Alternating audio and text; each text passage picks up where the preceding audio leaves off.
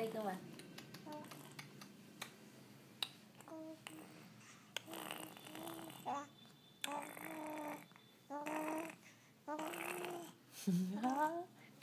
Hú. Kìa kìa, cười đi.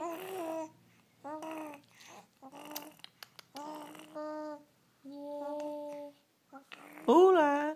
Kìa kìa. Hello. Hello. Trời ơi. Hù. Hù. Hù. Hù.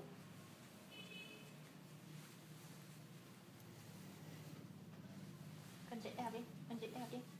Thỏ thùn nè. Thỏ thùn nè. Thỏ thùn nè. Con mặc bộ giống ông già Noel thế nhỉ? Cây trâu Noel thế nhỉ? Vừa xanh vừa đỏ này.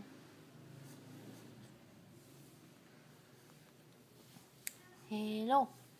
Hello. Hello. Cái gì đấy? Bố làm gì thỏ đấy?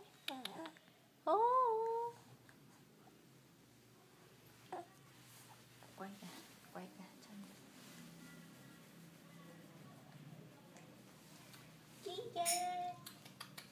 Hello. Kìa. Nè. Nè.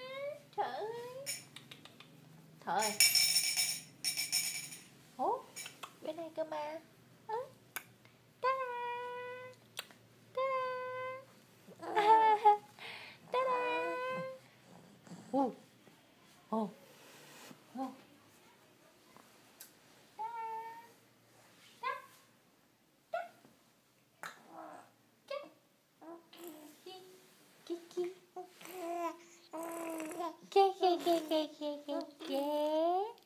Con kể chuyện này.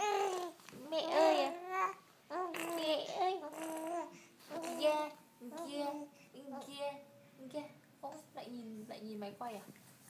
Ta-da. Mình phải diễn viên. Được rồi. Không nhìn vào máy quay chứ.